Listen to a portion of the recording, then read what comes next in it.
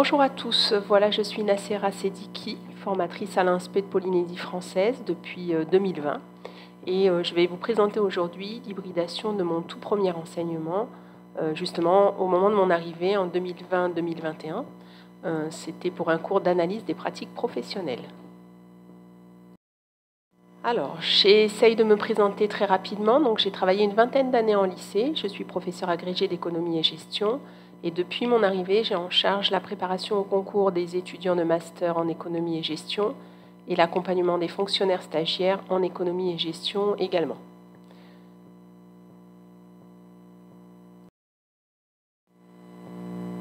J'ai donc hybridé un enseignement d'analyse des pratiques professionnelles. De quoi s'agit-il ?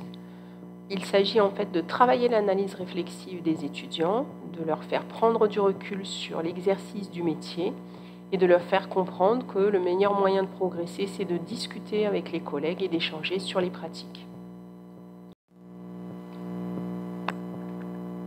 Quel public était concerné par cette proposition d'hybridation ?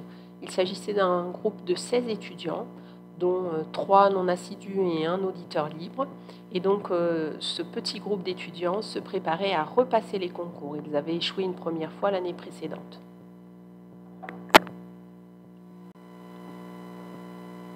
Pourquoi j'ai choisi d'hybrider cet enseignement ? Eh bien, en fait, j'étais confrontée à une contrainte majeure, c'était la contrainte de temps, puisqu'en fait, je ne disposais que de 3 heures avec l'ensemble du groupe pour réaliser l'analyse réflexive. Donc 3 heures au premier semestre, puis 3 heures au second semestre. Et ça me semblait impossible. Parlons maintenant des rubriques de cet espace d'enseignement hybridé. Ne vous inquiétez pas, rien d'illégal. En fait, je me suis arrêtée à 18 rubriques.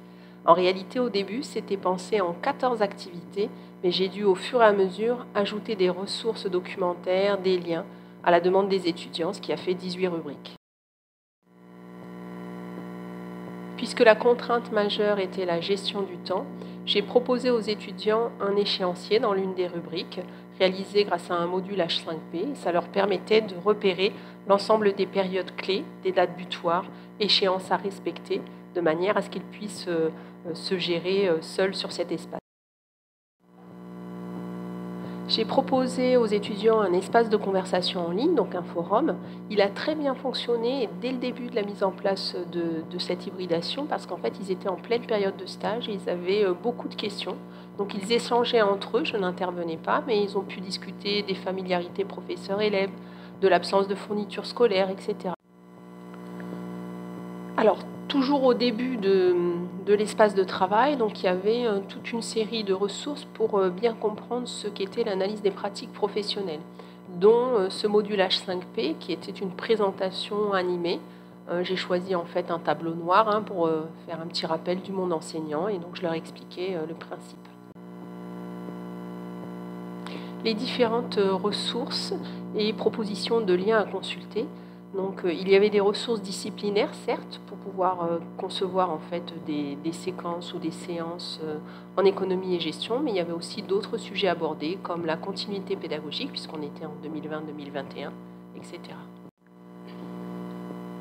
Alors, j'avais besoin à un certain stade du travail de vérifier leur compréhension, puisque le groupe était plutôt hétérogène, leur compréhension de ce qu'était l'APP. Donc j'ai mis en place une activité quiz avec une série de questions, et donc ils répondaient en ligne, et puis il y avait une correction automatisée.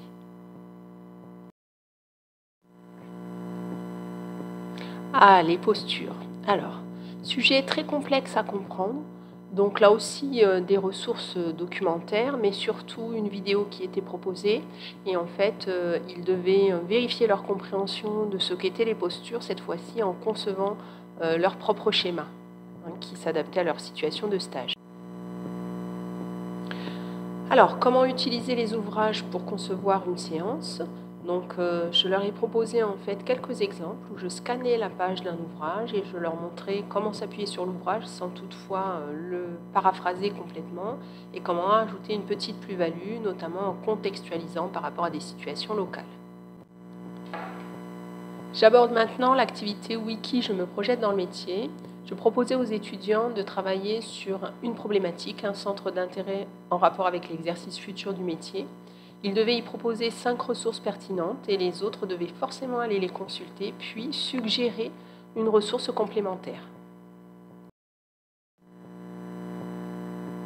Un glossaire coopératif a été mis en place, donc chaque étudiant y proposait 5 termes du vocabulaire de l'enseignant, termes qu'il définissait et dont il proposait certains liens pour une meilleure compréhension.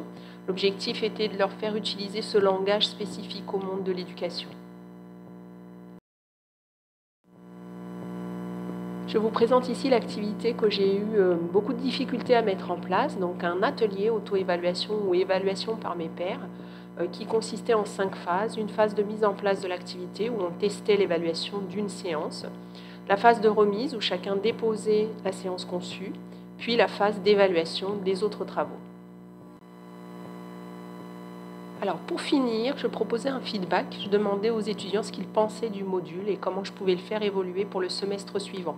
Alors ils étaient directement concernés puisqu'en fait on allait toujours continuer à hybrider l'enseignement au semestre suivant et donc c'était important pour moi de savoir ce que je devais modifier. La partie inattendue de l'hybridation, lorsque j'ai lancé en fait cette hybridation, je ne m'attendais pas à devoir évaluer en ligne.